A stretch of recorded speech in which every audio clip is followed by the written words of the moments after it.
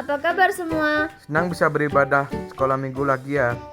Meskipun online, ibadah ini sama seperti ibadah kita di gereja. Pertama, siapkan tempat yang rapi dan nyaman untuk bisa beribadah. Jangan lupa siapkan Alkitab, buku sekolah minggu yang sudah dibagikan, dan alat tulis. Untuk persembahan, bisa kalian titipkan pada Bapak Mama untuk diserahkan pada gereja. Dan yang terpenting, siapkan hati untuk beribadah. Yang serius ya. Yuk kita mulai ibadah kita hari ini. Pagi hari ini kami dapat berkumpul di tempat ini untuk memuji dan memuliakan nama-Mu.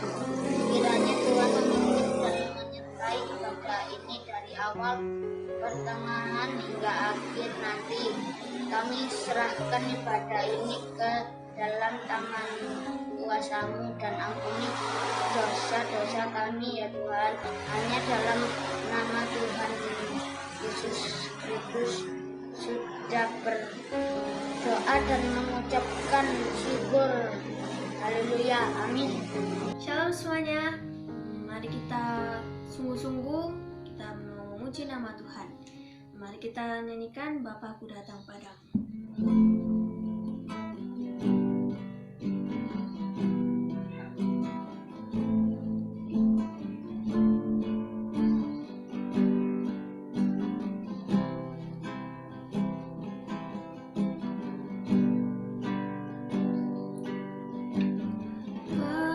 Bapakku datang padamu, naikkan ucapan syukur atas kasih anugerah-Mu yang indah setiap hari. Pagi hari, siang hari, sore dan malam hari, tak hentinya mengucap syukur atas kebaikan-Mu.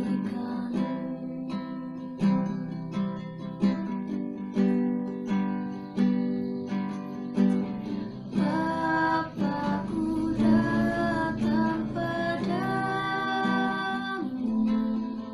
naikkan ucapan syukur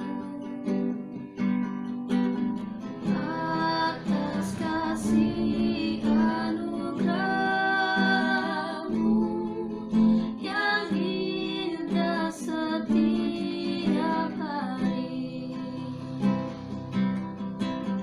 Pagi hari, siang hari, sore dan malam hari,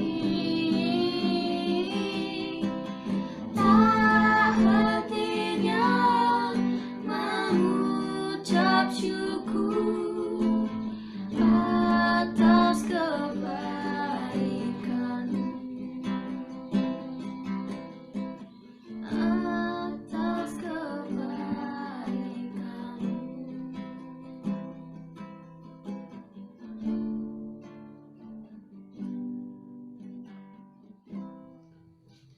Halo, seneng banget akhirnya bisa ketemu kalian di sekolah minggu hari ini. Nah, hari ini kita akan lanjutin lagi tentang cerita yang kemarin. Kita kemarin belajar tentang siapa? Ya, tentang Paulus. Kak Gizi cerita bahwa Paulus sebenarnya namanya siapa? Saulus. Dia adalah orang Farisi dan dia menganiaya pengikut Tuhan. Tapi suatu hari Tuhan mendatangi dia melalui cahaya yang terang. Lalu apa yang terjadi? Dia buta. Tapi setelah itu, setelah 3 hari dia buta, dia mengalami pertobatan dan dia berbalik. Dia jadi pengikut Kristus dan dia mengajar dan dia menyebarkan Injil di banyak tempat. Dan hari ini kita akan melanjutkan kisah Paulus. Dia pergi bersama dengan Silas ke Filipi. Apa yang terjadi di sana? kita baca dulu ayat Alkitabnya ya, yang akan dipimpin oleh Yosi. Teman-teman, mari kita baca Kisah Para Rasul 16 ayat 16 sampai 19. Ayat 16. Pada suatu kali ketika kami pergi ke tempat sembahyang itu, kami bertemu dengan seorang hamba perempuan yang mempunyai roh tenung. Dengan tenungan-tenungannya itu, tuan-tuannya memperoleh penghasilan besar. Ayat 17. Ia mengikuti Paulus dan kami dari belakang sambil berseru.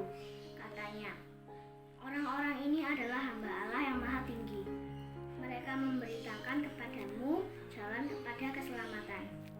Ayat 18. Hal itu dilakukannya beberapa hari lamanya. Tetapi ketika Paulus tidak tahan lagi akan gangguan itu, ia berpaling dan berkata kepada roh itu, "Demi nama Yesus Kristus, aku menyuruh engkau keluar dari perempuan ini." Seketika itu juga keluarlah roh itu. Ayat 19.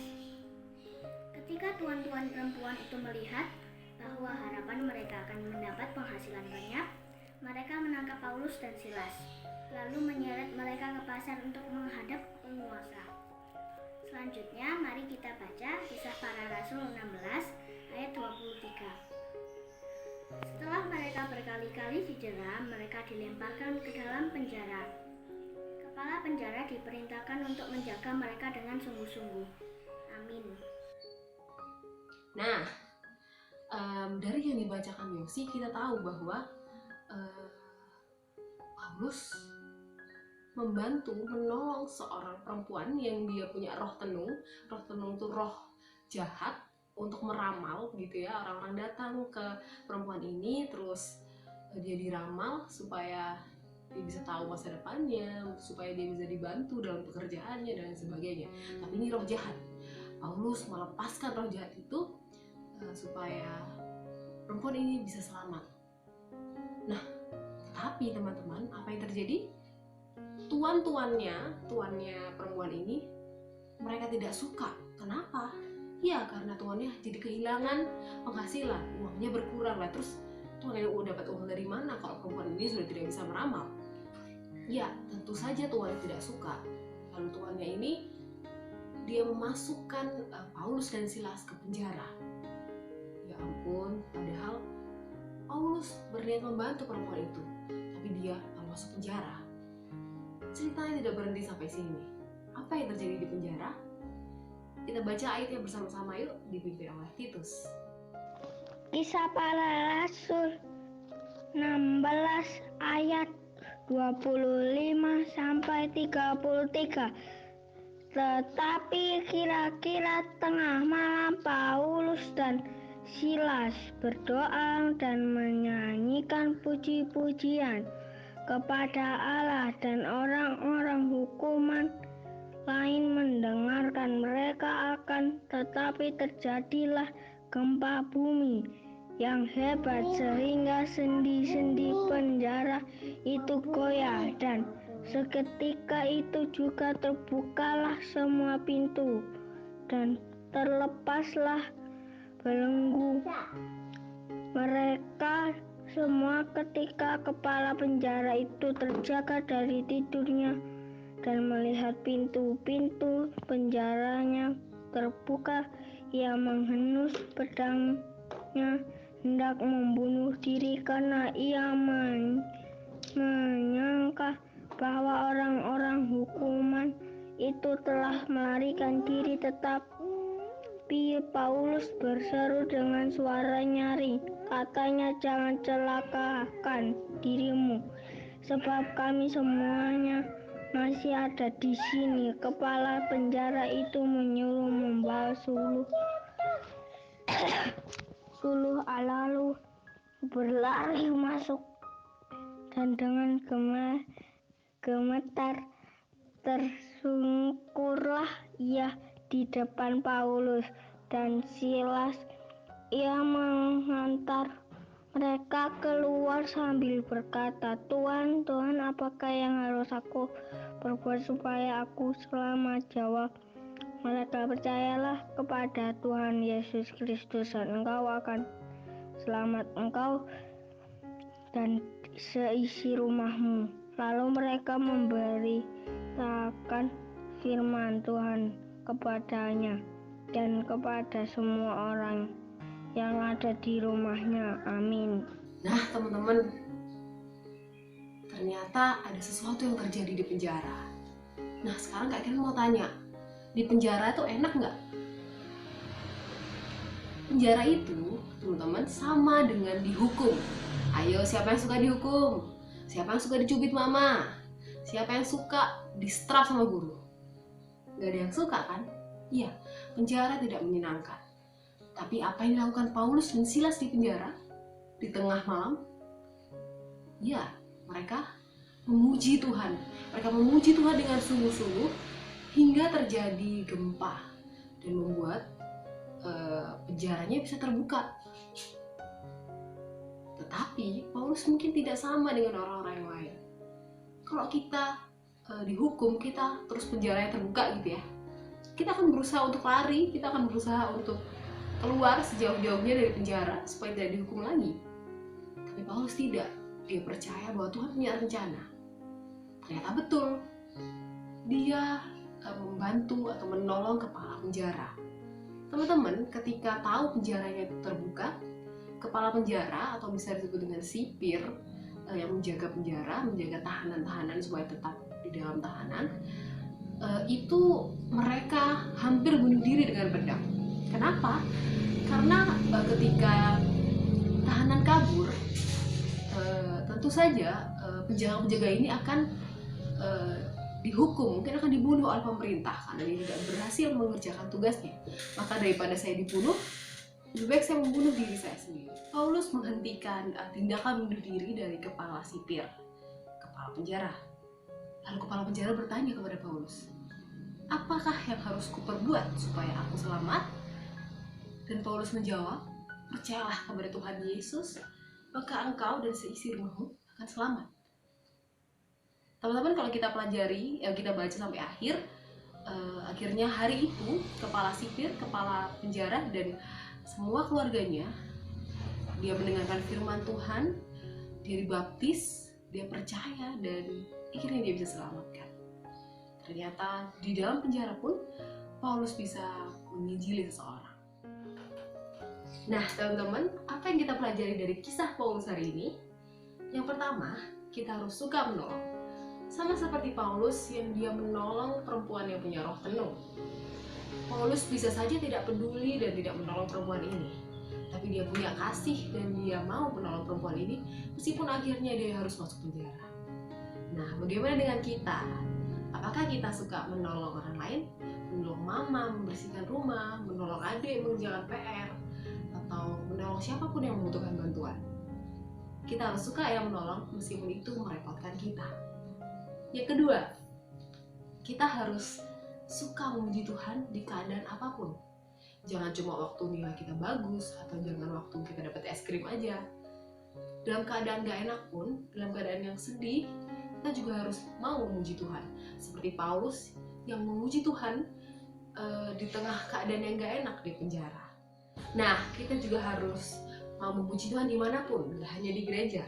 Paulus saja di penjara, berarti kita di rumah juga harus suka memuji Tuhan. Oke? Kak Karen tantang kalian untuk selalu mengucap syukur di keadaan apapun dan mau menolong orang lain kapanpun itu. Oke? Mari kita berdoa.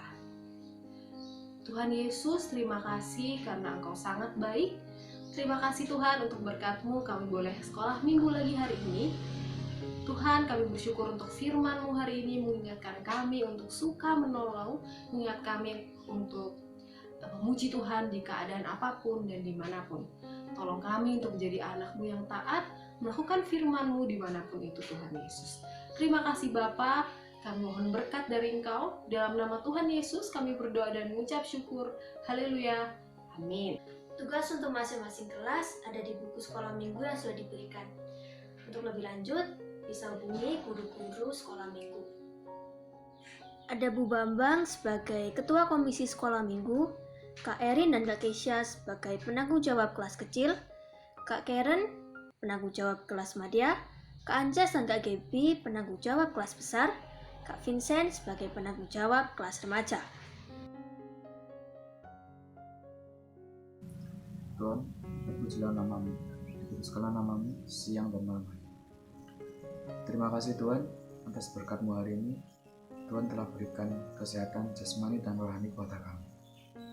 Tuhan, kami telah melakukan kegiatan sekolah minggu ini Tuhan.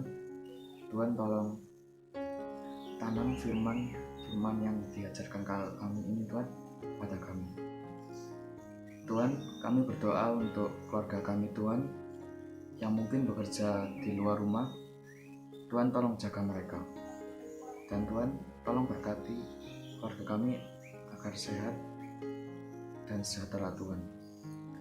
Dan Tuhan, kami juga berdoa untuk gereja kami Tuhan, agar gereja kami ini terus bertumbuh Tuhan, terutama sekolah minggu Tuhan. Tuhan, tolong ajarkan kakak-kakak kami ini agar mereka bisa mengajarkan kami firman-Mu Tuhan. Dan juga kami berdoa untuk negara ini Tuhan, bangsa ini. Tuhan tolong berikan hikmat kepada Bapak Presiden kami, Bapak Joko Widodo Tuhan. Tuhan tolong berikan hikmat pada Bapak kami ini Tuhan, agar dia dapat membimbing kami dengan adil Tuhan. Dan Tuhan, kami juga berdoa untuk dunia ini Tuhan, agar segera terbebas dari COVID-19 ini. Tuhan, kami akan mengakhiri doa ini kami Tuhan. Tuhan tolong tutup bungkus kami. Tuhan, kami akan mengakhiri doa ini Tuhan. Terima kasih Tuhan. Dan Tuhan tolong ajarkan kami agar bisa berdoa dan menyempurnakan doa ini Tuhan dengan mengucapkan doa yang Kau ajarkan pada kami. Bapa kami yang ada di surga, dikuduskanlah namamu, datanglah kerajaan-Mu, jadilah kehendak-Mu di bumi seperti di surga.